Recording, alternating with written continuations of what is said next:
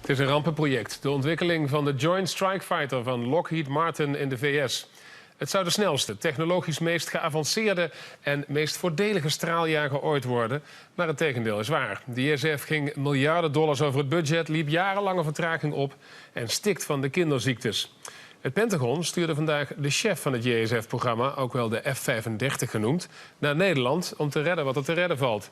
Want Nederland heeft de deur wagenwijd opengezet voor de concurrenten van de JSF. Vandaag sprak ik met luitenant-generaal Chris Bogden, chef van dat JSF-programma. En dat deed ik in Helmond, want daar wordt bij Fokker de onderdelen gemaakt van onder andere de JSF. Your Minister of Defense invited me to come see her, and we spoke yesterday for about an hour. And I also got a very nice invite from your Parliament for this morning to come and talk to them, to give them the facts about the program, because I know that there were other companies coming in, including Lockheed Martin, to talk to the Parliament about the important decision coming up for the Netherlands. Is it a critical time? For the Netherlands, I believe it is. As I understand it, you are getting ready to decide overall how your armed forces should be structured in the future, and the F-35 has been an important debate point for the Netherlands. So in that respect, I think it's an important point for the Netherlands, because I believe they'll be making a decision here shortly.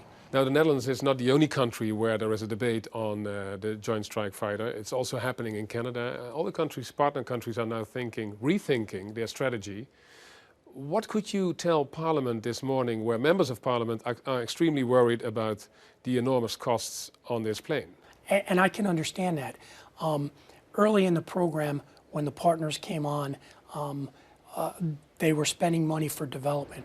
But now we're at a critical point in the program where they are going to have to start buying airplanes. So you can understand each and every government now, as they have to write bigger and bigger checks, has to rethink, is that the right thing? So that's a normal course of events, I see it as. What I told your Parliament this morning was my number one concern and my number one priority on this program is affordability. We have to drive the cost of buying this airplane and then sustaining this airplane. We have to drive that cost down. Because it has gone through the roof. The estimates have gone through the roof. We really don't know what it's going to cost. Which is even worse. If you don't know how much it costs, it will get bigger and more expensive. It potentially could if we don't start doing things today. So how are you trying to rein in this disaster, and what did you tell members of Parliament? You called it a disaster. I wouldn't call it a disaster. I'd call it a complex Well, one of your program. members of your Senate, Senator John McCain, he called it the biggest failure and disaster I've ever seen. Yes, and I would tell you. Mine. Oh, yes, sir. And I would tell you, given the past we've had on this program, a 5-year delay, $13 billion extra that the U.S. government has had to pay for the development of the airplane is a tragedy. Well, not only the U.S. government, to be clear on this, also the Dutch government has to pay way more than they ever expected for one plane. 70% up the cost went. I would dispute you on that. The extra money that we had to put into the development program, the $13 billion, was a bill purely paid by the U.S. government. The cost of the airplanes themselves is dependent on how many we buy, and the Dutch government is going to pay the same amount of money for their airplanes as everybody else.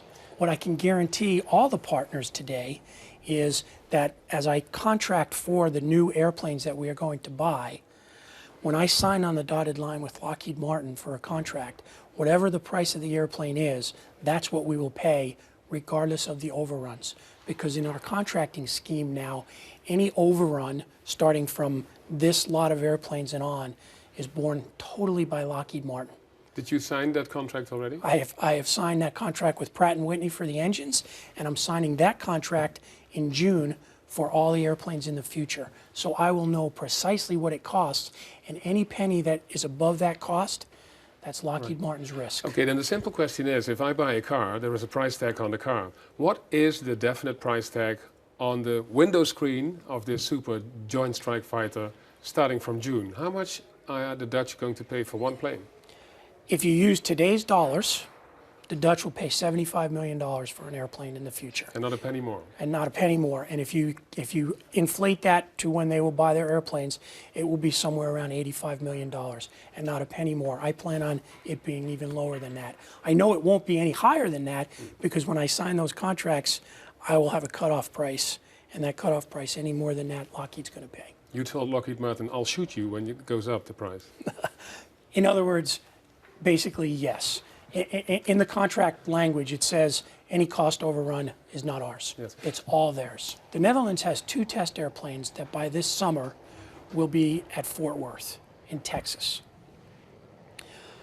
You bought those airplanes, the Netherlands bought those airplanes because they thought the testing that was going to happen on the program was going to occur in 2013 and 2014.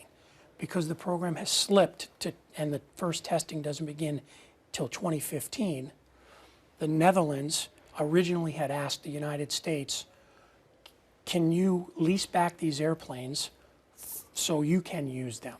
At the time when they first asked that question last year, we did not see any good use for those airplanes, so our answer was no.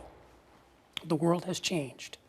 Today, I have some testing, lightning testing, and some rain testing and some noise testing that I could possibly use the Netherlands airplanes for. So there's an opportunity there that with some kind of agreement between the Netherlands and the partnership, we could use those airplanes in the interim, and that's a win-win for everybody. So that is your gift today to the Netherlands. This could save costs.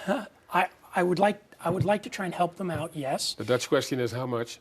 Well, one of your parliamentarians said the storage costs of the airplane over the last 9 months, or 8 to 9 months, has been about €9,000. 900,000 euro, I'm sorry. I was saying, that's small change in this project. No, 900,000 euro just to store the airplane. Yeah. What I would like to offer and what I would like to discuss with the Netherlands is if I can use those airplanes to do the testing, I can spread the cost of maintaining and flying those airplanes across the whole partnership and across all of the partners, because we're all going to benefit from that testing. And that significantly helps the Netherlands as they wait to use these airplanes in testing. Nou, misschien toch weer wat geld bespaard vandaag, wie weet. Minister Hennis Plasgaard van Defensie neemt naar verwachting dit jaar een beslissing over de aankoop van de Joint Strike Fighters voor Nederland.